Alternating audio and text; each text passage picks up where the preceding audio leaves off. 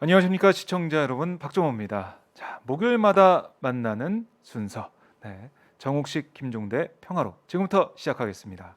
자, 지금 제 왼쪽에 정옥식 평화네트워크 대표님 나오십니다. 안녕하십니까? 네, 안녕하십니까. 네, 반갑습니다. 제 오른쪽에는 김종대 전 국회의원님 나와 있습니다. 안녕하십니까? 안녕하세요. 네, 자, 오랜만에 저희가 또 완전체가 됐습니다. 좀 세상이 완전체가 돼서 평화를 진행해 볼 텐데, 자, 뭐 여러 가지 뉴스가 좀 쏟아지고 있다는 생각이 들고요. 네. 며칠 전에 북한이 단거리 미사일 발사했다, 이 뉴스가 또 많이 보도가 되면서 미국은 뭐 거기에 대해서는 뭐 개의치 않는다, 이런 보도 나오고 했는데, 오늘 또 아침에 뭔가 미상의 발사체를 발사했다는 뉴스가 들어와 있고, 정확히 뭔지는 분석하고 있다는 게 아직까지 우리 군의 입장입니다.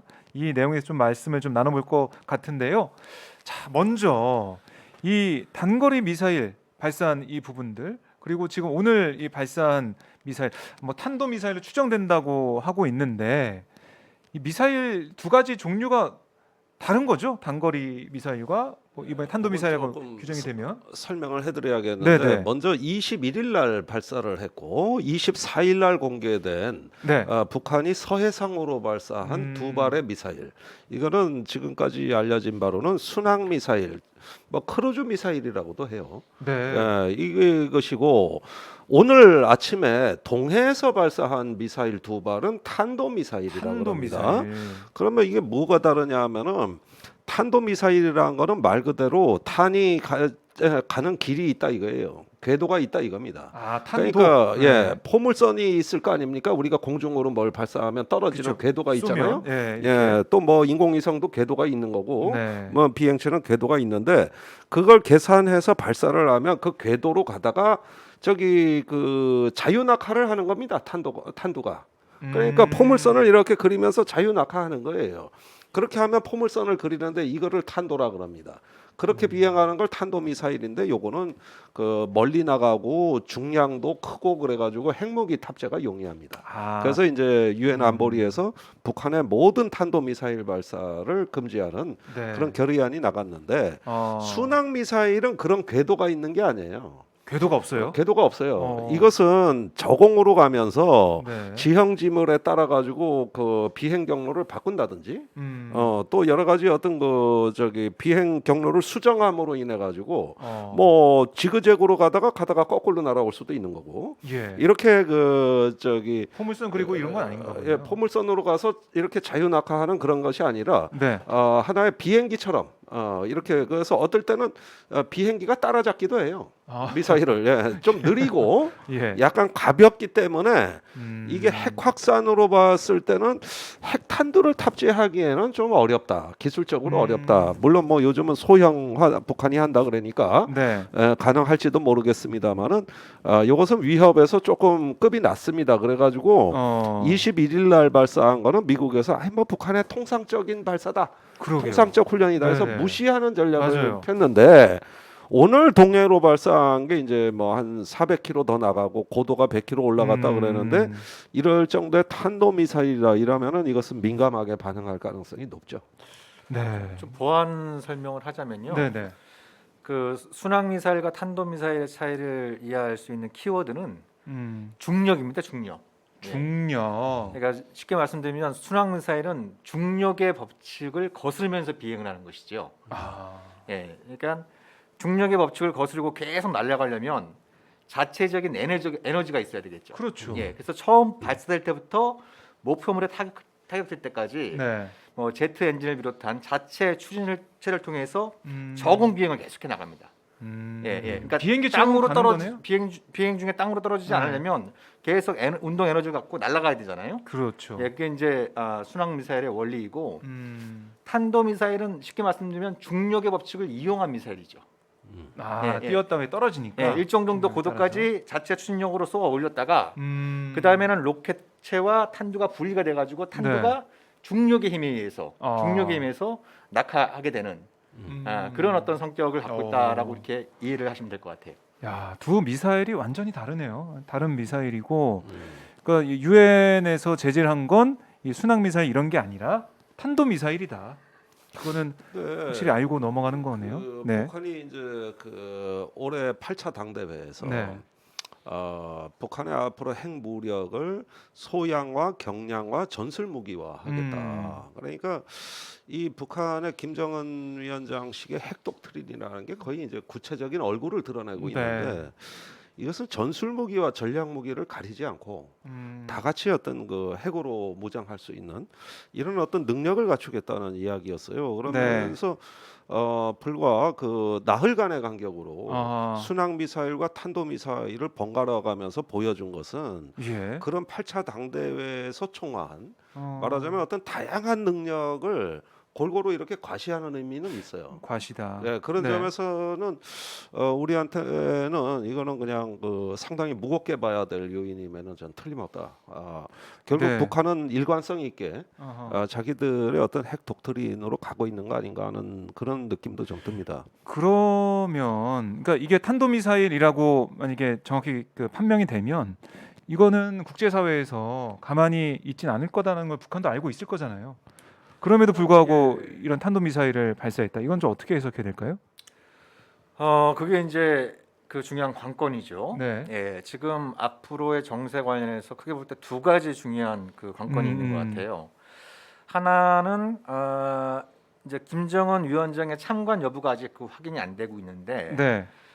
참관을 하면서 예를 들면, 그러니까 아까 방금 전에 김종대 교수께서 말씀하신 것처럼 이미 북한이 그 1월에 열린 8차 당대회 때 소형화, 경량화, 전술 핵무기화를 언급을 했단 말이에요. 네. 그러면서 김정은이 언급한 게 순항 미사일과 단거리 발사체입니다. 음. 순항 미사일과 이제 단거리 탄도 미사일도 거기에 포함된다라는 취지로 발언을 했어요. 네. 근데 때마침 지금 두 가지 종류의 시험 발사를 한 상황인데 음. 여기서 그칠 것이냐, 아니면 뭐 예를 들면 김정은이 직접 참관을 했든 그렇지 않든 북한이 네. 시험 발사 결과를 발표하면서 예를 들면 핵무기의 소형화, 경량화, 전술화의 획기적인 진전을 이뤄냈다라는 식의 발표가 나오면 이게 이제 굉장히 심각한 네. 우려를 야기할 수 있는 부분이 있는 것이고요. 네.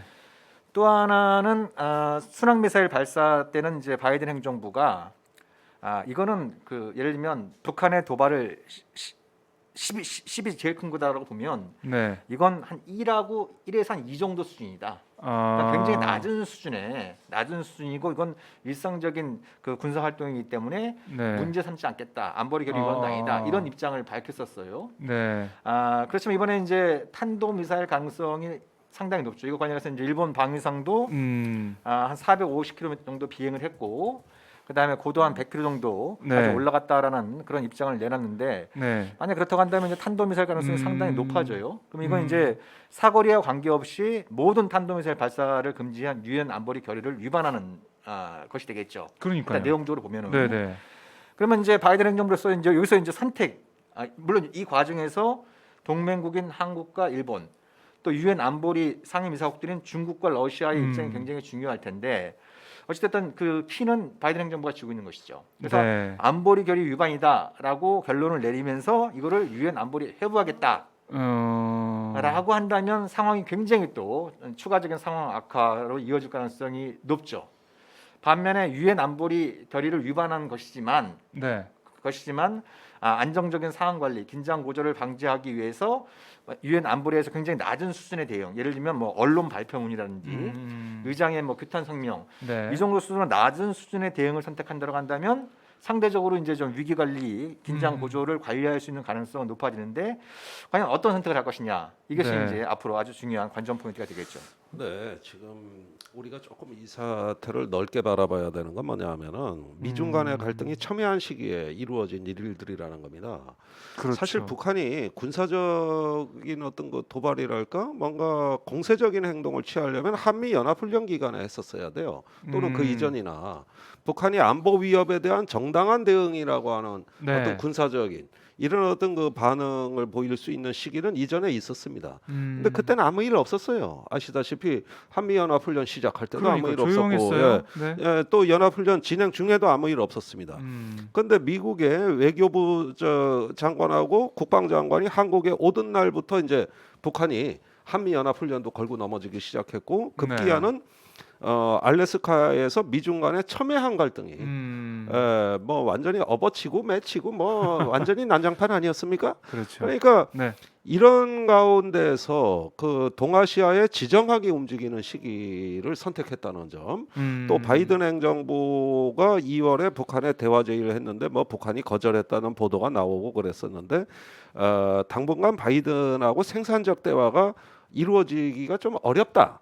이런 어떤 단기적인 비관적인 전망도 깔려 있는 시기였다는 점, 이런 것들로 봤을 때 지금 북한이 이렇게 미사일을 보여주는 것은 상당히 어떤 전략적으로 선택이라고 저는 시간 선택이 있었다고 보여지고요. 네. 그리고 이것이 하나의 어떤 그 동아시아에서 북한의 존재감을 한껏 높이면서 이 미중 간의 갈등을 또 이용하는 측면들도 분명히 있을 겁니다. 이런 것들까지 다 고려해 봤을 때 북한의 의도는 미중 간의 갈등과 더불어서 북한의 공세적 태도를 점점 수위를 높여나가는 이런 방향으로 일단은 한 가지 방향 설정을 하고 있는 거 아니냐. 예. 나머지는 북한이 이야기한 바 있어요. 강대강, 선대선. 즉 그 이후의 상황은 미국이 하는 거 보고서 그러고 우리 대응 방식을 결정하겠다. 이렇게 한쪽으로는 열린 자세, 네. 또 한쪽으로는 그러나 우리는 또 우리 나름대로 뭐 핵무력을 강화하면서 갈 길 가겠다는 이런 것들이 공존하고 있고, 그러다 보니까 민감한 시기를 선택한 거 아닌가. 네. 전 그렇게 봅니다. 하하. 그러면 이게 우리 정부 입장에서는 좋은 시나리오가 아니죠? 좋은 상황이 아닌 거죠?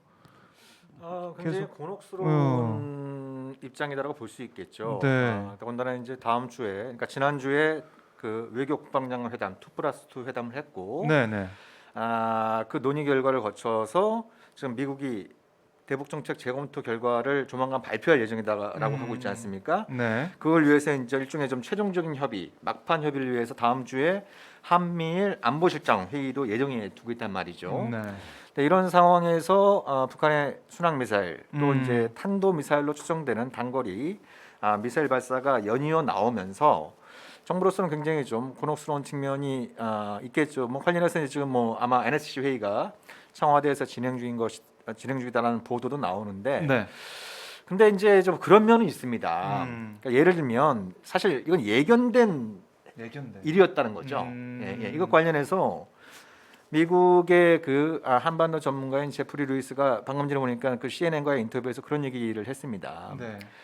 한미 연합 훈련을 하면서 우리가 북한에 대해서 공격하는 훈련을 하게 되면 북한은 또 우리를 상대로 해서 공격을 하는 훈련을 한다. 그렇죠. 이거는 세상사의 음양의 이치와도 같은 거다. 뭐 이런 어떤 얘기를 그 이제 CNN 인터뷰에서 한 바 있었는데, 네.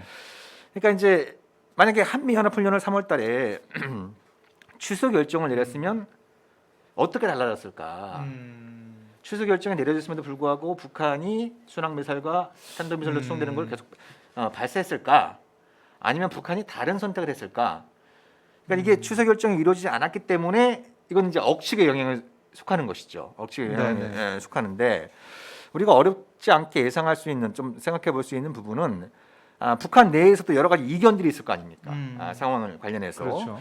관련해서 이제 김정은 그 위원장이 1월달 당대회에서 그 첨단 무기 도입과 연합훈련 이걸 이제 근본 문제로 일컬으면서 연합훈련 중단을 강력히 촉구를 한 이런 어떤 메시지를 보냈단 말이에요. 근데 어떤 형태로든지 지금 연합훈련이 실시된 상황이고, 그 과정에서 김여정의 담화도 나왔고 최선희의 담화도 나왔단 말이에요. 그래서 이런 어떤 과정에서 북한 내의 정책 결정 과정에서 강경파, 군부를 비롯한 강경파의 입지가 강화되는 이런 추세 속에서 이런 발사가 나온 것이 아닌가. 네. 이건 굉장히 유감스러운 행동인데 동시에 이건 예견된 일이었다는 겁니다. 예견된 일이다. 그러니까 아인슈타인이 그런 말을 남기지 않았습니까? 세상에서 가장 어리석은 짓은 같은 행동을 반복하면서 다른 결과가 나올 기대하는 것이다. 그러니까 북한 행동이 굉장히 예견된, 유감스럽지만 이게 예견된 일이었다고 한다면 이걸 다른 방식을 통해서 막을 수는 없었던 건가.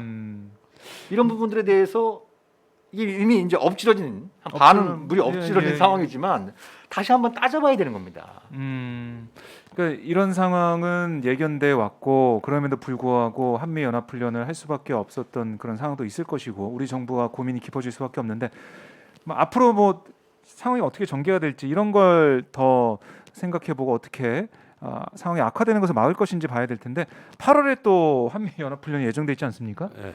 이거는 만약에 그때 코로나19 상황이 괜찮아진다. 그러면 지금 소규모 이런 훈련보다 더 좀 규모를 키워서 갈 수도 있을 것 같은 생각이 들더라고요. 예. 그러면 상황은 더 나빠지는 거잖아요. 그러니까 8월에 포커스 렌즈 네. 연례 훈련이 예정돼 있죠. 네, 사실 그는 한 3년 동안에 그 싱가포르에서 트럼프 김정은 회담이 있고 난 뒤로 사실은 거의 시뮬레이션 형태로 대체가 돼 있거든요. 네. 한미 연합 훈련이라 하더라도 예전같이 그 대량으로 전략 자산을 한반도에 전개하는 훈련은 사실 근자해 봐서 거의 본 적이 없습니다. 그리고 코로나19가 아니더라도 예, 그렇지 북한도 않을까. 네. 시뮬레이션으로 축소된 훈련이라 하더라도 예전만큼 강력하게 반발은 안 했지만 여전히 반대하고는 있죠.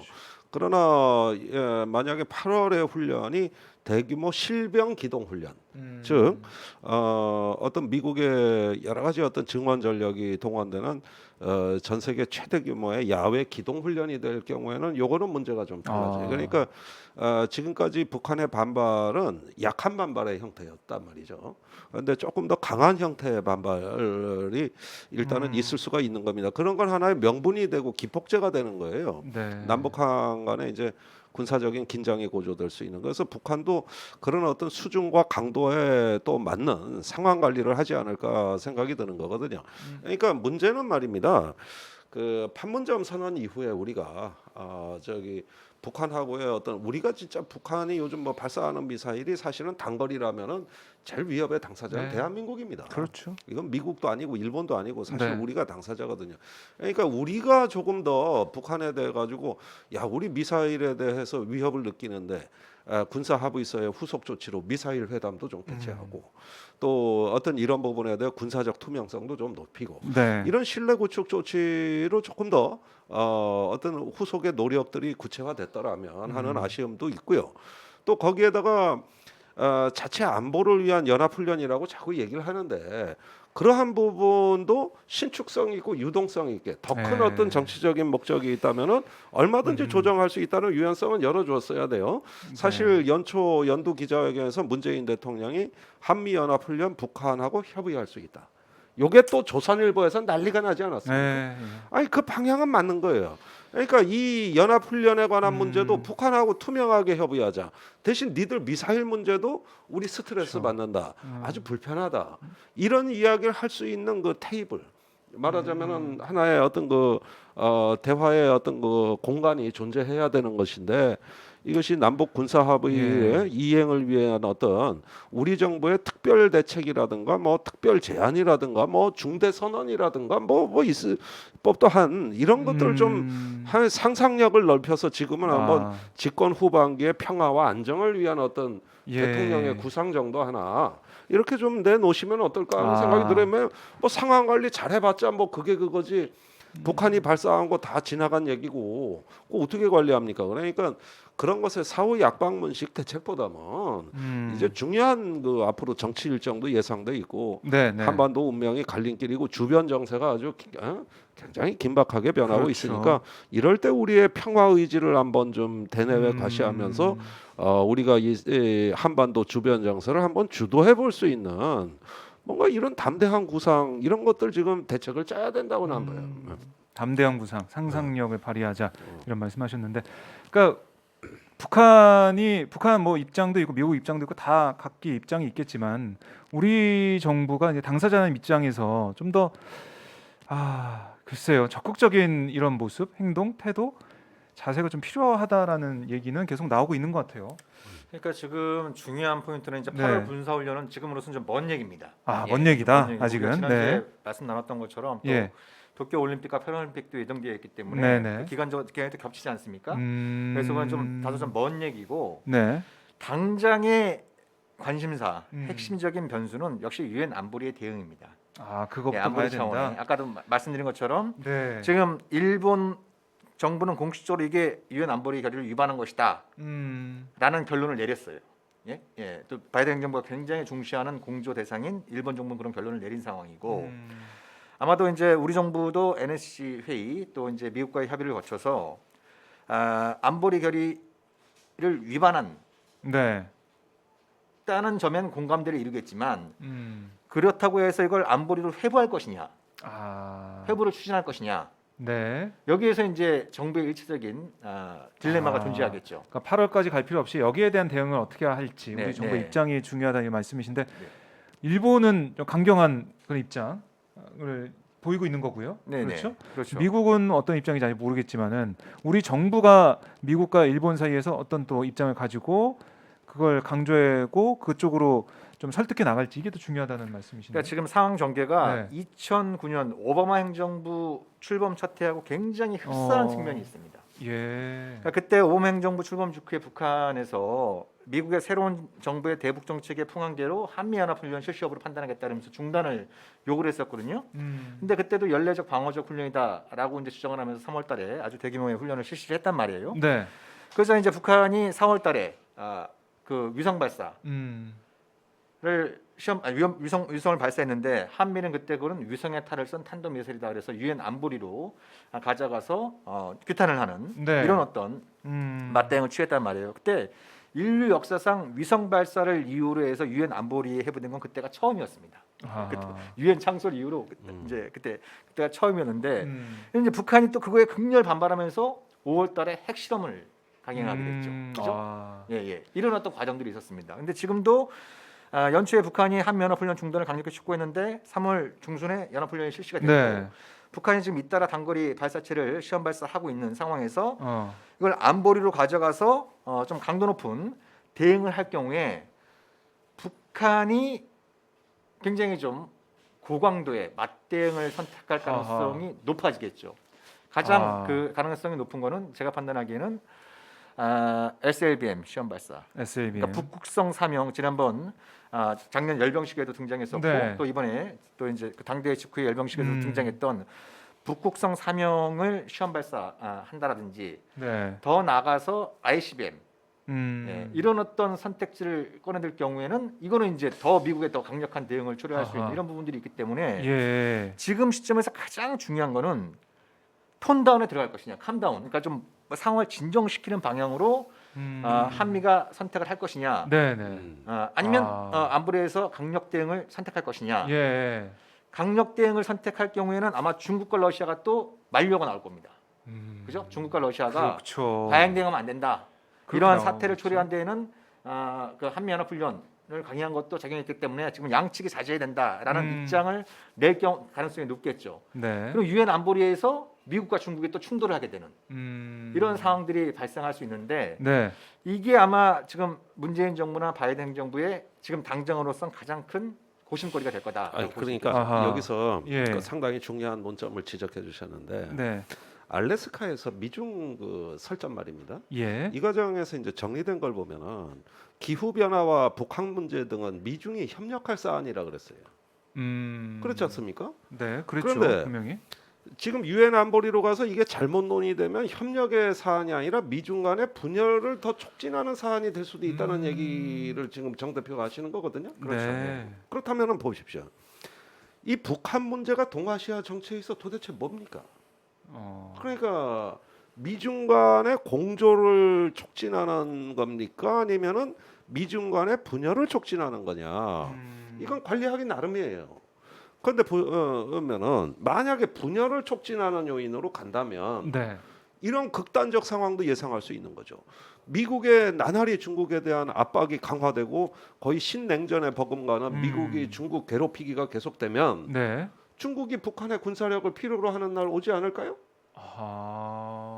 역설적으로 예. 미중 간의 갈등으로만 이걸 북한 문제를 바라본다면 아니 그런 방향으로 역사가 흘러가지 않는다고 할 수 있습니까? 그럼 유엔 안보리 그 결의안 흐물흐물해지고 네. 뒷구멍으로 저기 제재 구멍을 뚫어서 뒷문을 열어서 북중이 공조 들어가고 그러고 러시아도 거기 동참하면서 미국에 오히려 엿을 매기는 말하자면 이게 지금 저기 우리가 처음에는 남북 간의 문제인 것처럼 모든 문제, 한반도 문제를 봤지만은 이게 상황이 지나면 결국은 강대국 정치 또 지역의 문제로 변하는 일을 비일비재하게 우리가 지금까지 그렇죠. 봤어요. 네. 그렇다면은 지금 이 바이든 시대에 있어가지고 동아시아는 새판짝이라고 해도 과언이 아닌데 네. 이게 전부 어떤 그 하나의 새로운 이제 지정학의 언어가 말을 하는 식이고 북한도 그걸 분명히 알고 있다는 거고 이랬을 때 과연 우리가 집권 후반기에 문재인 정부는 어느 지점에서 우리는 평화를 이야기하는 것이냐 네. 지금 우리는 어디로 가는 것이냐 이런 문제가 지금 우리한테는 전혀 새로운 차원 이동을 하고 있는 거다. 네. 그런 점에서 저는 집권 후반기에 지금 경제도 어렵고 또 여당 뭐 지지율도 많이 떨어지고 또 국내 문제 뭐 코로나 방역 문제로 우리가 하지만은 결국은 지정학의 문제를 어떻게 우리가 돌파해 나가고 관리해 나가느냐가 품격 있는 중견 국가로 가느냐 여부를 결정하게 될 거다. 저는 그렇게 봅니다. 지금 중요한 말씀해 주셨는데요. 예. 아마 그 북한도 그 부분을 의식을 했을 겁니다. 그러니까 지금 보면은 북한이 어제 그제에 걸쳐서 김정은 위원장과 시진핑 주석이 그 구두 친서를 교환을 했잖아요. 그렇죠. 그래서 양국 관계를 굉장히 좀 강화시키는 방향. 특히 시진핑은 양국 인민들의 복지를 위해서 삶의 질 향상을 위해서 노력하겠다라는 이런 취지를 얘기했는데 네. 그 직후에 나오는 것이 중국이 북한의 비료와 비닐 지원, 지금 이제 모내기철이 다가오고 있기 때문에 굉장히 북한으로서는 시급한 물자이죠. 그렇죠. 이런 얘기들도 나오고 있고 4월 중순부터는 압록강 대교도 다시 이제 개통할 거다. 네. 이런 얘기들도 지금 나오고 있어요. 예, 나오고 있는 상황인데 북한이 이제 또 지금 단거리 미사일을 잇따라 발사하고 있는 실정이에요. 네. 그러면 이제 중국의 입장에서 이게 일종의 대미 레버리지로 작용하는 측면이 있을 수 있고 거꾸로 미국도 이게 대중 레버리지가 될 수 있어요. 예. 그러니까 이제 북한이 이렇게 나오는 거에 대해서 중국 책임론을 더욱 더 강하게 제기를 하면서 중국을 더 압박하는 그런 빌미로 또 오랫동안 활용된 측면들이 있기 때문에 중국에 대한 또 압박하는. 그러니까 네. 이제 좀 미국과 중국이 서로 이 지금 북한의 이런 행태에 대해서 서로를 압박할 수 있는 카드로 인식할 수 있는 이런 측면들도 동시에 존재하는데 여기서 제가 아까 2009년 그 말씀을 잠깐 드렸는데. 네. 우리 정부의 선택이 굉장히 중요하다는 게 2009년의 사례가 말해주는 거예요. 그때 오바마 행정부는 네. 북한의 위성 발사와 관련해서 이걸 안보리 결의 위반으로 결론을 낼 것이냐, 결론을 낸다면 안보리로 가져갈 것이냐 이거에 관련해서 오바마 행정부 내에 이견이 존재했어요. 이견이 있었습니다. 예. 예. 그러니까 스티븐 보즈워즈 대북정책 특별대표를 비롯한 협상파들은 우리가 피해야 될 건 과잉 대응이다. 이걸 갖다 안보리 결의로 이제 위반으로 단정을 짓고 안보리에 네. 가져가는 순간 이건 이제 상황 자체를 통제할 수 없는 관리할 수 없는 수준으로 악화될 수 있기 때문에 우리가 자제해야 될 것은 우리가 피해야 될 것은 과잉 대응이다 이렇게 얘기를 했었고 네. 뭐 이게 이제 오바마 행정부 내에서 논란이 되고 있었어요. 그때 이명박 정부가 어떤 입장이었냐면 네. 이건 명백한 안보리 결의 위반이다. 그래서 안보리로 가져가야 된다. 우리가 먼저 나서서 굉장히 강하게 요구를 했습니다. 그래서 오바마 행정부 쪽에서 거듭 확인을 했어요. 그게 이명박 정부의 공식 입장이냐. 또 더군다나 이명박 정부는 당시 대북 제재까지 얘기를 했었습니다. 야, 그러는 부분들이 결국 오바마 행정부 내 강경파들의 입지를 강화시키면서 아까 말씀드렸던 그 악순환에 아주 중요한 이런 측면들이 있었던 것이죠. 그래서 이번 같은 경우에도 지금 정부가 곤혹스러운 부분들은 이게 지금 대북 여론이 굉장히 좀 안 좋잖아요. 더군다나 그렇죠. 이제 지금 선거가 다가오는 상황에서 네네. 이런 일까지 벌어지고 있어서 아마 그 문재인 정부 지지자들 입장에서도 상당히 북한의 그 행동에 대해서 실망하고 유감을 표하는 또 화를 내는 분들도 많이 계실 수 있어요. 그렇죠. 그래서 이게 국민 여론, 국민 정서를 보면 좀 강경하게 대응을 해야 될 필요를 느낄 수 있는데 그렇게 할 경우에 이후 전개되는 상황은 더더욱 더 우리 정부가 관리하고 통제하기 힘든 상황으로 갈 수 있다. 그래서 지금 다소 정치적인 부담은 있을 수 있겠지만 추후의 상황 관리를 위해서 이것이 안보리 결의를 위반한 것은 맞지만, 그죠? 그건 맞지만 과잉 대응을 함으로써 한반도에 불필요한 긴장 구조를 막아야 된다라는 이런 쪽으로 입장을 정리하는 게 지금 우리 정부가 취해야 될 선택지가 아닌가 싶은 거예요. 네. 뭐 이제 NSC 회의도 열리고 있고 우리 정부도 미국과 일본과 뭐 협조를 하면서 협력하면서 입장을 밝힐 걸로 보이는데요. 2009년도에 이명박 정부에서 보였던 그런 과오는 되풀이하지 말아야 된다. 그러니까 예. 그런 과오는 되풀이할 가능성이 없습니다. 아, 이명박 예. 정부하고 문재인 정부는 전혀 성격이 다르기 때문에 우리 문재인 정부가 유엔 안보리로 가져가자고 말을 할 것 같지는 않아요. 네. 네, 그런데 가장 최악의 상황은 이겁니다. 긴장은 고조대로 고조되고. 네. 그런데 우리 정부는 우물쭈물하고. 그러면서 갈수록 그 저기 북한에서 얻어 터지고 국내 정치에서 얻어 터지고 네. 미국의 압박에 시달리는 그러면서 꼼짝없이 갇혀버리는 상황. 요게 가장 끔찍한 상황이에요. 이게 올해 하반기까지 가면 안 되는 거예요. 여기서 맥을 끊어야 되는 거죠. 네. 그러면은 제가 보기에 아까 제가 그 처음에 말씀드린 대로 우리가 주도해야 됩니다. 그러니까 여기서 발상의 전환이 필요한 건 뭐냐면은 지금까지 문재인 정부가 한반도 정세에서 어려움에 처한 이유는 그놈의 중재자 논리 때문이에요. 미북 간에 뭐 할 때 우리가 중재하고 중재 주변국하고 할 때 또 북한이 국제사회로 나왔는데 그런데 이번에 단거리 미사일도 이런 게 나오고 북한이 전술 무기와 이러다 보면 우리가 안보의 당사자가 된 거란 말입니다. 그러니까 평화의 당사자는 대한민국이다.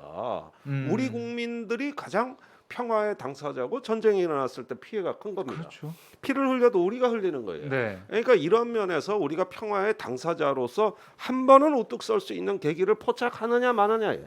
그 우물쭈물하는 예. 자세가 아니고 이제는 중재자에서 당사자로 패러다임을 좀 시프트 해가죠. 그래가지고 우리의 생존과 번영을 위한 네. 어떤 하나의 결기를 보여주면서 그 우리가 북한하고 장차 평화 공존하면서 이 코로나 이후의 세계에서도 어떤 평화 선도 중견 국가 또 자유 통상의 어떤 그 민주주의 선도 국가로서 우리는 앞으로 생존해야 되고 번영을 해야 되는 이런 어떤 그 국가고 우리 정체성을 확고하면서 가장 그 선결 조건은 평화다. 네. 평화가 복지다. 이 이상 최고의 복지는 없다. 이런 어떤 그 명확한 어떤 인식으로 정권의 지도층들이 단결해야 됩니다. 네. 정권의 의견 일치, 통일을 이루어내고 평화를 이제는 여태까지 국제 공조와 동맹의 상당 부분을 의존해서 우리의 평화를 구축했다면은 네. 지금은 미국이란 리더십이 분명히 쇠퇴했다. 상당히 공백이다. 네. 거기에 미중 간에는 갈등의 조짐이 보인다. 아하. 이건 한민족에 매우 위험한 신호가 온 거다. 이 점을 김정은 위원장한테 호소한다 그러면서 그 이제는 어떤 생존과 번영의 길로 가자. 이런 국가의 좀 미래적인 이야기를 이제는 터놓고 해요. 그 대통령이 허심탄회하게 터놓고 해야 돼. 그래서 정권의 이 저 에너지를 결집시키려는 네. 노력을 해야지. 자꾸 상황 관리만 하다가 죽 써버리는 이게 김대중 대통령 말기 양상입니다. 그때 온갖 안 좋은 일 다 터졌잖아요. 서해교전 터졌지. 그렇죠. 제주 해협에 북한 선박 지나가 난리 났지. 네. 하루도 바람 잘 날 없었어요. 그러니까 결국은 다른 리더십, 노무현이란 리더십을 김대중을 밟고 가는 이렇게 해서 정권을 창출하는 모양이 됐고 김대중 대통령은 그때 굉장히 정권 말기에 그렇게 상태가 돼 있었던 거거든요. 그러니까 이 때를 오히려 한번 자세히 보고 네. 한번 그때와는 우리 대한민국이 몰라보게 발전을 했기 때문에 높아진 국가 역량으로 이제는 한번 힘을 발휘해 보셔라. 전 그걸 주문하는 겁니다. 네. 우리 이 정부에 계신 분이 이 방송을 좀 보셔서 이런 의견, 다양한 생각을 좀 들으셔야 될 것 같은데. 그 이게 하늘이 무너진 건 아닙니다. 네. 근데 자 이게 정치 외교는 가능성의 예술이란 말이죠. 그죠? 그래서 정해진 미래는 존재하지 않습니다. 우리가 네. 미래에 대해서 다양한 예측을 할 수 있겠지만 중요한 것은 우리가 어떤 미래를 원하느냐. 지금 김종대 교수께서도 이제 그런 취지에서 말씀하셨는데 네. 저는 잘만 찾으면 전화위복의 계기가 있다라고 봅니다. 전화해볼 계기가 있다. 이 포인트가 저는 굉장히 중요하다고 보는데요. 네. 아까도 말씀드린 것처럼 북한이 이제 이거 시험 발사한 거에 대해서 뭐 공식 발표를 할지 발표를 한다면 어떤 내용을 할지 뭐 이게 상당히 좀 주목이 되는데 발표 여부와 관계없이 국내에서 제기될 수밖에 없는 문제는 북한의 전술 핵무기화입니다. 전술 핵무기화. 근데 그것이 뒤집어서 말씀을 드리면 핵동결의 시급함이에요. 핵동결의 시급함. 아니 전술핵을 만들려면 그죠? 플루토늄이나 고농축 우라늄을 생산을 해서 그걸 소형화해서 그 이제 단거리 발사체 장착을 해야 되잖아요. 이러려면 가장 중요하게 필요한 것이 바로 핵물질입니다. 핵물질. 그렇죠. 핵물질. 그래서 있어야겠죠. 이건 뒤집어서 말씀을 드리면 네. 핵물질 생산 중단이 그만큼 시급해졌다는 거예요.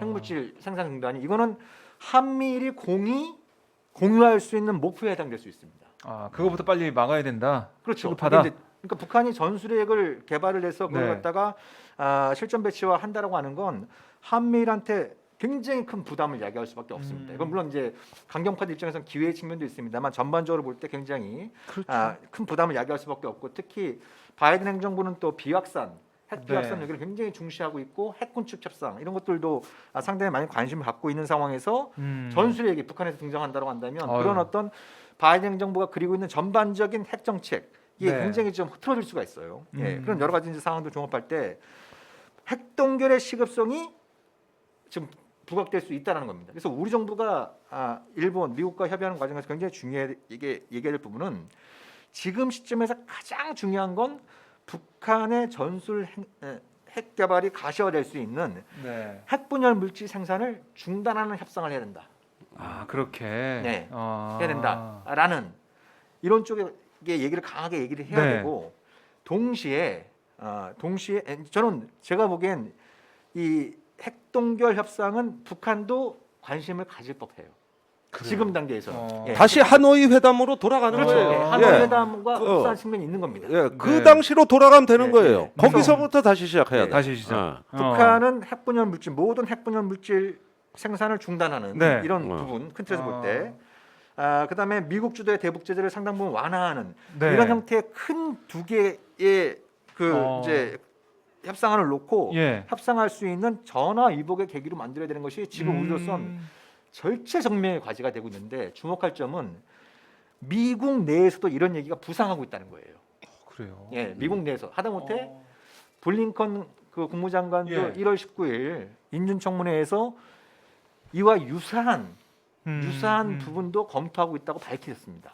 네. 당장 비핵화를 실현하는 건 굉장히 어렵고 장시간이 소요되는 만큼 먼저 군비 통제를 통해서 북한의 핵 동결부터 이끌어낼 수 있는 그런 협상도 검토 대상에 포함된다고 얘기를 한 바가 있어요. 예. 한 바가 있기 때문에 이번에 북한의 단거리 미사일 발사체가 일종의 전화 위복의 계기가 되려면 이거를 북한의 핵 동결 때 이에 대한 제재 완화를 비롯한 상조치를 막교환할 수 있는 협상의 문을 여는데 우리 정부가 지금 마지막 노력, 최후의 노력을 기울여야 된다. 네. 이 점을 좀 강조하고 싶습니다. 자, 그러니까 역시 제가 보기엔 그렇습니다. 그런 중재안을 이 하노이 회담 때 우리가 내놨다가 이제 완전히 묵사발되지 않았습니까? 네.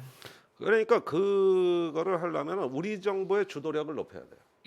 그렇죠. 우리 그러니까, 문제다. 어, 이거는. 그러니까 제가 자꾸 당사자 얘기를 하는 거예요. 우리한테는 죽느냐 사느냐 문제다. 네. 이거는 선택의 문제가 아니다. 그러니까 우리가 평화 선도 국가로서 한미일 삼자 관계 속에서도 목소리를 낼 수 있으려면은 전 선제적 행동이 중요하다고 보는 겁니다. 이런저런 협의하고 뭐 의견 맞추다가 봐. 일본은 분명히 그거 반대할 거예요. 그렇겠죠. 맨날 아무래도. 고춧가루 뿌리는 나라고 한국보다 목소리 세요. 네. 뿌리는 돈이 얼만데? 예? 저 마이클 그린 같은 사람 꼬셔가지고 또 램지어 교수 같은 사람 꼬셔가지고 하는 짓거리 보세요. 네. 그러니까 이런 거 따지고 서서히 뭐 관리하고 주변 관리 다 하다가 시간 다 가요. 그러니까 제가 보기에는 이제는 선제적인 조금 네. 더 용기 있고 담대한 행동을 꿈꿀 때다. 예. 아. 우리한텐 죽느냐 사느냐 이런 식의 결기가 필요하다 이거지 내 얘기는. 이 다시 한번 한반도 이 상황이 경랑으로 빠져드느냐 아니면 여기에 빠져나와서 새로운 길로 평화의 길로 갈 수 있느냐 좀 중요한 시기에 와 있는데 자 한번 보죠. 우리 정부가 어떤 입장을 내놓고 그리고 미국과 일본 뭐 한미일 뭐 협력 관계를 계속해서 미국이 강조하고 있으니까 아마 내용 논의도 있을 것 같은데요. 우리가 좀 주도적으로 예. 필요하다면 우리의 미사일 전력의 대략적인 윤궤도 공개할 필요가 있다고 생각합니다. 예, 지금 사실 남한이 북한보다 미사일 훨씬 더 많아요. 훨씬 더 많다는 거 국방부도 다 인정을 하고 있는 부분인데, 네. 그러니까 일종의 좀 국민들이 불안해할 수 있는 측면들이 있으니까 한편으로는 우리의 미사일 전력의 대략적인 윤곽이라도 좀 공개를 해서 우리가 압도적인 우리가 상당한 수준의 대북 억제를 갖고 있다는 점을 한편으로 국민들한테 보여주고, 네. 다른 한편으로는 방금 전에 말씀드렸던 전화 위복의 외교를 추구하는 일종의 이 투트랙 접근이 지금 시점에서 필요하다고 볼 수 있겠죠. 알겠습니다. 평화 활동가 이런 말씀드려서 죄송합니다. 네. 아니 평화냐 전쟁이냐는 네. 이제는 옛날 같은 선악이나 옳고 그름의 문제가 아니라 적절하게 역량을 배합하면서 궁극적인 평화로 갈 수 있는 이 역량이 중요한 거예요. 그런 면에서 아무리 어떤 진영 논리가 있다 하더라도 우리도 유연성은 가져야죠. 그런 네. 면에서 좀 뭐 일리 있는 지적이었다고 생각합니다. 자, 뭐 이 대응 상황을 좀 보면 저희가 계속 이 얘기는 앞으로 이어가야 될 것 같고요. 자, 정홍식 대표가 제일 기다리는 시간입니다. 그 넘어갔네.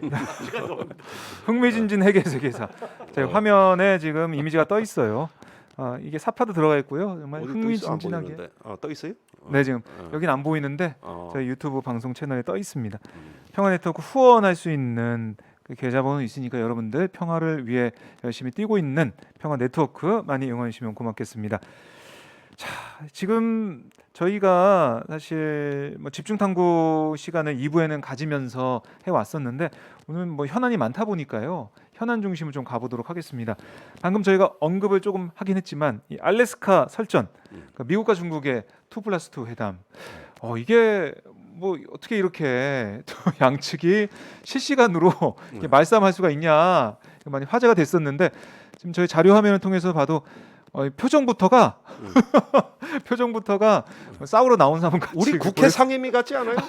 여야 의원들 맞아요. 들어가면서 그런 느낌도 들고 아니 이 외교 관계에서 이렇게까지 뭐 사실 얼굴 붉히면서 목청 높이면서 싸울 수가 있나요? 저는 보면서 놀랐습니다. 그러니까 초대형 퍼포먼스였다. 퍼포먼스였다. 초대형 퍼포먼스고 그러면서 세계적 볼거리였다. 그래요? 하다못해 통역까지도 세계적 스타로 통역이 떴어요. 예, 그때는. 네. 그리고 말 한마디 엎어치고 매치고 뭐 이제 치고받고 이런 것들이 다 화제가 됐던 네. 그야말로 세계의 볼거리였다고 저는 생각을 하고 또 이후에 이 회담으로 인한 각각의 국내 정치가 또 볼만합니다. 예.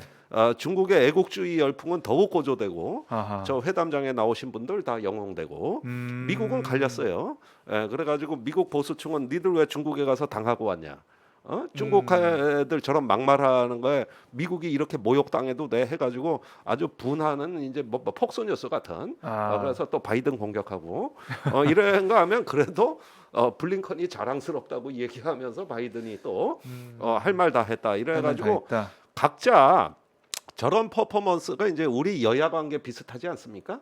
그 당 대표 회담들 같이 그래가지고 이렇게 치고받는 양상인데 그 단순해 보이지는 않아요. 네. 여기에는 어떤 일단은 치고받는 거는 그 인권과 민주주의 영역이 가장 격렬했습니다. 그러니까요. 뭐 내정 신장 감성으로 볼 수도 위구르, 있잖아요, 홍콩, 사실. 티베트, 대만 다 나오니까 미국 내 블랙 라이브스 메타부터 해가지고 또 다 나왔는데 중국이 하도 그걸 심하게 얘기한 걸 통역이 너무 무서워서 번역도 못하는 사태가 벌어졌어요. 그 흑인을 갖다가 뭐 난 그런 영어가 있다는 거 처음 알았는데 네. 그 뭐 저기 학살, 도살, 학살보다 더한 거 왜? 도살 뭐 이런 도살이라는 말을 양재치가 썼는데 흑인을 상대로 니들 그렇게 안 했냐? 차마 통역도 번역을 못 해가지고 그런 단어를 몰라서 그랬는지 너무 심해서 그랬는지 몰라도 이런 면에서는 가장 격렬하게 심했다. 반면에 네. 그 저기 기후 변화라든가 또 아까 얘기한 북한 문제라든가 또 어떤 범지구적인 우리 협력해야 될 여러 가지 이런 사안에 대해서는 또 생산적 회담이었다는 거예요.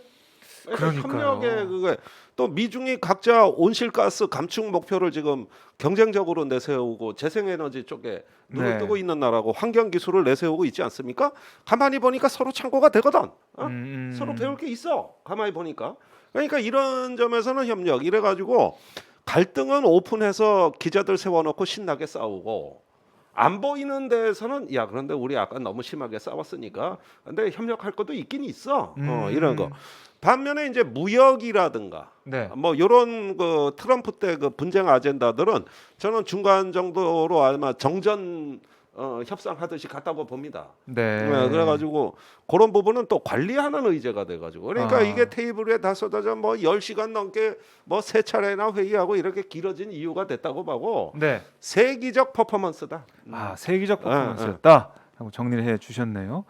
어쨌든 뭐 자신들의 국내 정치에도 도움이 되는 부분도 있었고 또 실질적으로 뭔가 합의하는 그런 부분도 있었기 때문에 세계적인 퍼포먼스로 관심도 받고 또 실리도 챙기고 이랬다는 건데요. 정 대표님은 좀 어떻게 보셨습니까? 저는 그 기자들이 참 심심했겠다라는 심심했겠다. 생각이 들어요. 네, 보통의 이런 이 대화는 네. 공개적인 자리에서는 좀 서로 좀 덕담도 좀 나누고 2분씩 하기로 했잖아요. 예. 발언을 사실은. 좀 뭐 이견이 있더라도 좀 그걸 최소화하면서 네. 덕담도 좀 나누고 좀 잘해보자 이런 얘기들을 하고 사진 찍고. 그래서 공개 발언 때는 별로 취재거리가 없어요. 기사거리가 별로 없어요. 그렇죠. 그래서 이제 회담이 끝나고 나면 야 니들 저 우리 내보낸 다음에 무슨 얘기 나눴어? 브리핑 하는 거 듣고 좀 비공개로 나눈 얘기 좀 들려줘 봐. 뭐 이런 걸 많이들 취재를 하잖아요. 맞아요. 예. 근데 이번에는 뭐 공개 발언 때 아주 강한 얘기들 이게 다 나왔어요. 예. 그래서 기자들이 취재거리가 많이 줄어든 거죠. 다 지금- 나와버렸으니까. 예, 이미 뭐 공개 발언을 통해서 다 나왔는. 그래서 네. 이 부분은 이제 김종대 교수께서 말씀하신 것처럼 양국의 국내 정치, 그러니까 그 오디언스는 이제 양국의 청중들, 국민들이 주된 청중이었다라고 이제 볼 수 있는 거고. 네. 또 하나의 측면은 이게 저는 그 이번 알래스카 설전을 보면서 2009년 2월 말에 힐러리 클린턴 국무장관이 베이징에 가기에 앞서서 한 얘기가 떠올랐어요. 뭐라고 했나요? 그때 이제 오바마 행정부 출범하고 이제 한 달 정도 지난 시점이었는데 힐러리 클린턴이 그렇게 얘기를 했습니다. 뭐 중국의 인권 문제, 대만 문제, 티베트 문제 이런 문제들을 공개적으로 거론하는 건 양국의 중요한 협력 사안 또 글로벌 이슈 이런 문제들에 대한 협력을 도모하는데 도움이 되지 않는다. 네, 그렇게 얘기를 했어요. 예. 네. 근데 그게- 이번에는 네. 정반대였잖아요. 이번엔 진짜 반대였잖아요. 근데 다 나왔잖아요. 주목할 점은 뭐냐면 네. 2009년 그리고 나서 2009년 11월 달에 오바마 대통령이 도쿄에서 그 중국에 관한 연설을 할 때도 우리는 중국을 봉쇄하지 않겠다. 더 나가서 심지어 무슨 얘기까지 했으면 중국이 강대국이 된다라고 하는 건 중국이 부상하고 강해진다라고 하는 것은 네. 국제사회, 인류 사회에도 이로운 일이 될 수 있다. 그래서 중국의 강대국화를 오히려 환영한다라는 이런 취지의 발언을 했었어요. 그래서 예. 그때 미국 국내에서 굉장히 역풍이 많이 불었습니다. 네. 근데 주목할 현상은 뭐냐면 2010년부터 양국 관계, 미중 관계가 굉장히 악화 일로를 걷게 됩니다. 악화 일로를 걷게 돼요. 네. 네. 오히려 그러니까 오히려. 오바마 첫 해에는 양국 관계를 좀 잘 풀어가자. 그래서 서로 자극하는 발언도 좀 자제하고 이런 방향으로 갔는데 2010년 들어서면서 양국 관계가 굉장히 악화 일로를 걷게 되는 그걸 네. 잘 보여주는 게 바로 그 아시아 귀환 혹은 아시아 재균형 전략이었던 것이죠. 예, 음. 그것이 이제 지난주에 말씀드렸던 것처럼 전략적 인내, 대북 정책 그렇습니다. 전략적 인내와 동전의 앞뒤 관계를 이뤘던 거고. 네. 근데 이번에 주목할 점은 뭐냐면 제가 보기엔 주목할 점은 그러니까 이번 알래스카 설전을 거치면서 미중 간의 신냉전에 들어갔다 뭐 이제 굉장히 양국 관계가 대결 이런 데로 갈 것처럼 얘기들을 많이 하는데 저는 꼭 그렇다고 생각하지 않아요. 이게 양국이 의도하는 바도 그게 아니다. 네. 오히려 솔직해짐으로써 오히려 솔직해짐으로써 예. 양국의 너와 나는 이렇게 다르구나. 그러니까 과거에는 다르면서도 같을 줄 알았는데 그게 지난 한 10년 동안 쭉 지내보니 그게 아니라는 게 이제 거의 분명해졌어요. 그래서 네. 알래스카 모두 발언을 통해서 이제 확인된 만큼 너와 나는 다른 만큼 네. 경쟁할 부분은 경쟁하고 협력할 부분은 협력하자라는 그런 쪽의 결론을 내는 데 있어서 네. 오히려 모두 발언에서의 설전이 일정 정도의 이제 기여한 측면들이 있는 거죠. 기여한 측면. 야, 그래서 주목할 점은 뭐냐면 네. 알래스카 설전 이후에 그러니까 아까 말씀드린 것처럼 오바마 때 굉장히 중국의 초기에 유화적인 그런 네. 메시지를 보냈을 때 그 오바마의 대중 유화 정책에 대해서 유화적인 발언에 대해서 굉장히 비난들이 많이 있었거든요. 지금은 미국 내에서 반대의 목소리도 있어요. 뭐냐면 중국을 너무 몰아붙이지 마라. 너무 몰아붙이지 마라. 네. 주로 중국하고 거래하는 미국의 기업인들은 다 그런 의견들입니다. 그렇죠. 그렇겠죠. 네. 그래도. 그 자기들이 아프거든 때리다가 내 손이 아픈 거요. 상대방을 때리는 것만 아픈 게 아니라 때린 내 손도 아프거든. 나쁘죠. 그 얘기하는 거예요. 그러니까 너무 나가지 말라고 좀 말리는 사람들이 생기는 거예요. 생기는 거예요. 예, 그래서 막 예. 알래스카에서 뭐 온갖 얘기들 써보니까 네. 야야야 이러다 진짜 큰일 나야. 이거 뭐 중국만 피해 보는 게 아니라 우리도 피해야. 그러니까 좀 너무 나가지 말라고 말리는 사람이 미국 내에서 생기는 거예요. 그러니까 이런 걸 봐야 됩니다. 네. 지금의 그 미중 저런 퍼포먼스는 자국의 이익을 고려한 합리적 공간에서 이루어지는 일이 아니에요. 사실은 어떻게 보면 내부 모순의 폭발이라고 봐야 됩니다. 그리고 미중 간의 어떤 그 갈등이라는 것도 뭐 무역 분쟁에서 이제는 금융 분쟁, 기술 분쟁, 해양 분쟁 이렇게 다차원적으로 영역이 그럼요. 확산되고 있지 않습니까? 네. 근데 뭐가 결정적인지는 아직 몰라요. 그런데 한 가지 결정적인 게 있어요. 뭐냐면은 상대방을 악마화하는 겁니다.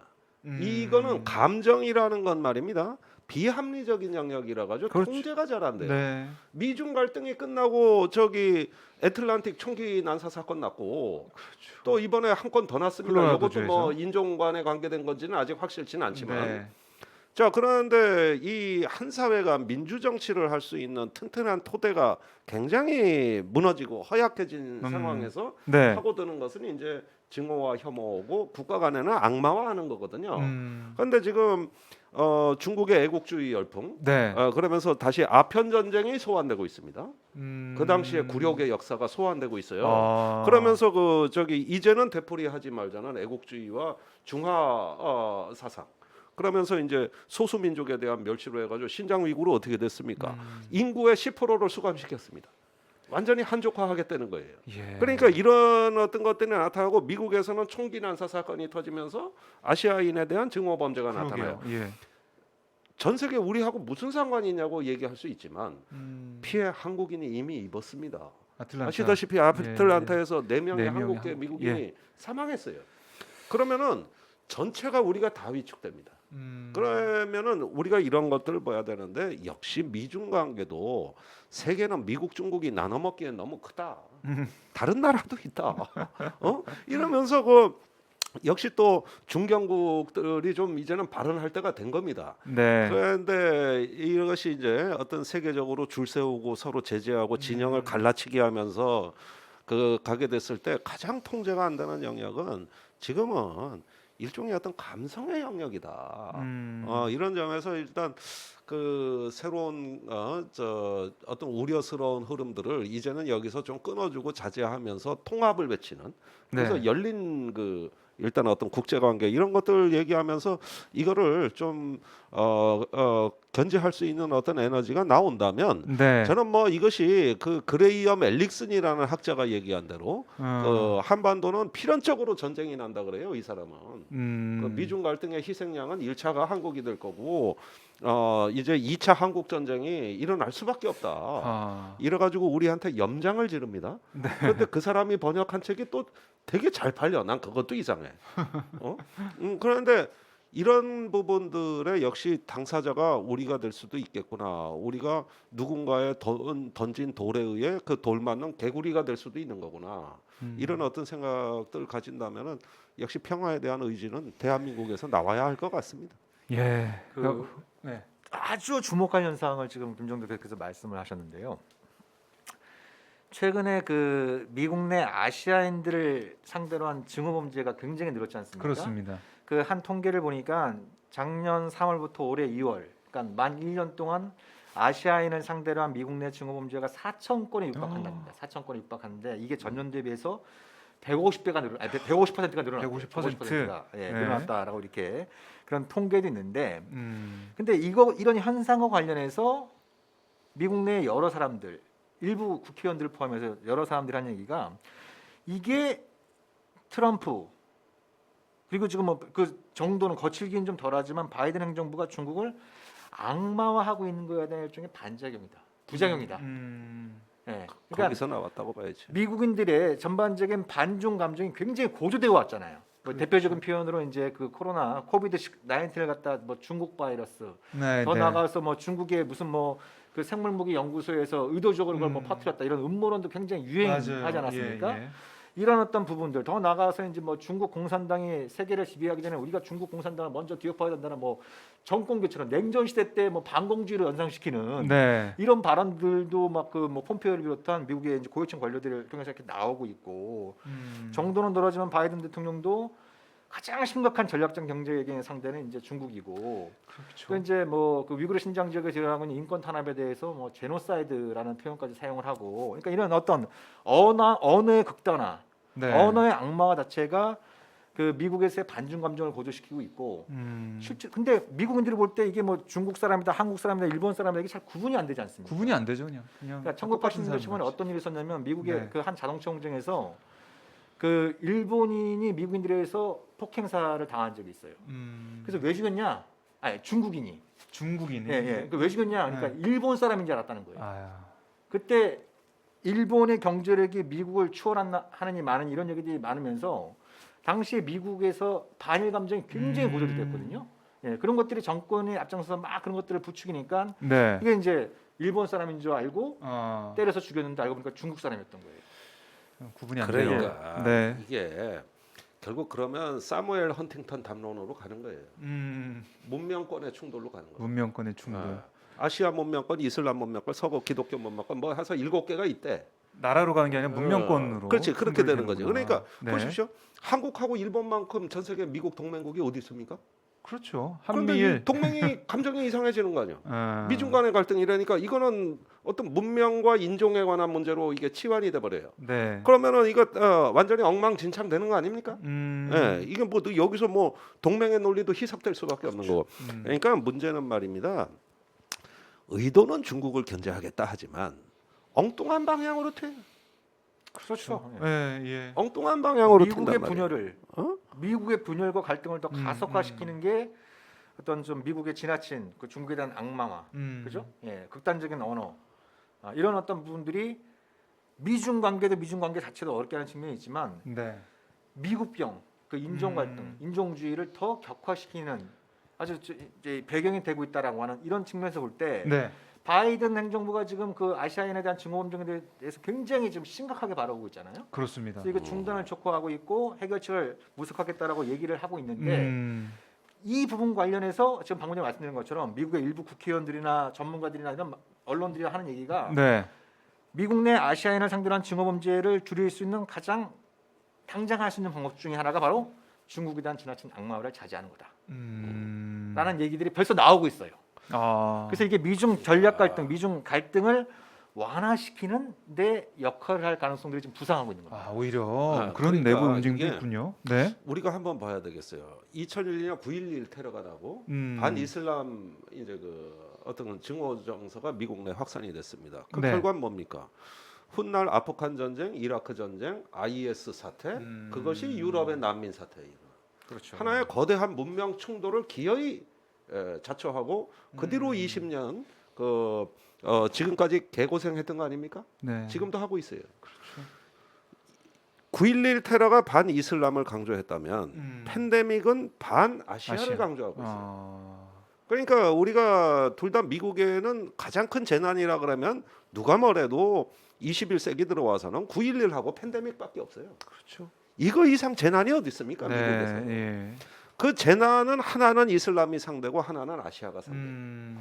그러면 앞으로 20년이 이제는 방향만 바뀌어서 이슬람으로 그 어떤 그 세계화의 모든 그늘들이 다 드러나 가지고 결국은 서방의 서구권의 문명이 개고생하던 것이 이제는 또 다른 버전이 바뀐 또 하나의 어떤 그 흑역사로 기록이 되는 겁니다. 네. 그러니까 우리가 인류가 전쟁도 많이 했고 여러 가지 불행도 겪었지만은 그래도 이 평화를 이뤄놓고 번영을 성취해 왔지 않습니까? 네. 그러나 증오에 관한 부분은 약이 없다는 거예요. 전쟁은 정전 협정하고 평화 협정으로 하면 돼요. 그런데 반이슬람 정서 9.11 이래로 테러와의 전쟁한다 그러면서 지금까지 그것이 어떤 그 하나의 어떤 새로운 질서를 만들어냈다기보다는 무수히 많은 혼란과 그렇죠. 사륙을 불러왔습니다. 그러니까 지금도 이런 방향으로 가면은 지금 미국도 통제 못하는 게 있으니까 결국 네. 미국이 어떻게 된다는 얘기냐? 아. 세계 질서에서 리더십을 보여주는 하나의 어떤 그 지도 국가가 아니라 자기들 속 좁은 이익만 추구하는 러시아와 같은 나라로 전락하는 거예요. 미국은 존재하지 않고 또 하나의 러시아가 탄생하는 겁니다. 이것이 세계에서는 그 상당한 불안과 그렇네요. 어떤 그걸 혼란을 초래하고 예. 값비싼 비용을 지불해야 됩니다. 그러니까 결국 제일 경계해야 될 거는 우리도 피해자가 될 수 있는 건 누군가를 악마화하는 겁니다. 악마화하는 것이에요. 악마. 그러니까 네. 그런 건 아주 나쁜 사람들이 하는 거예요. 그래서 이런 점에서 어떤 그 문명 간의 충돌이 아니라 문명의 공존을 이야기할 수 있으려면은 바로 그러한 맥락을 제거해주면서 그러나 국가 간의 경쟁 있을 수 있는 겁니다. 네. 뭐가 문제입니까? 그러니까 그런 것들로 인해 가지고 그것이 어떤 상실감으로 되고 증오가 음. 되고 혐오가 되는 이런 문명 충돌적 요소예요. 이것이 지금 최근에 고개를 들었다는 거예요. 그걸 지금부터 제거해 버려야 돼요. 야, 저희가 오늘 미사일 발사부터 해가지고 알래스카 설정까지 쭉 들어봤는데 그 순간순간 발언 아니면 상황 거기에 숨어 있는 함축된 의미가 이렇게 크고 이게 나비 효과처럼 우리 우리 대한민국뿐만이 아니라 전 세계적으로 큰 영향을 줄 수도 있다라는 이 해석을 분석을 들으면서 다시 한번 우리 정우식 대표와 김종대 전 의원의 식견에 감탄을 하면서 감동을 하면서 뭘 또 감동까지. 저는 그 멘트에 감동을 했습니다. 그리고 화면에 보이시는 그 책 감동적입니다. 네. 흥미진진 핵의 세계사. 예. 근데 많이 좀 사랑해 주시면 고맙겠고요. 저희가 뭐 현안이 많아서 쿼드 얘기를 좀 못했네. 그 쿼드는 다음에 다음 주에 네, 시간 내서 한번 해보도록 하겠습니다. 자, 오늘 이렇게 평화로 함께 진행해 보면서 현안 분석을 좀 해봤고요. 다음 주에 또 두 분과 인사를 나누도록 하겠습니다.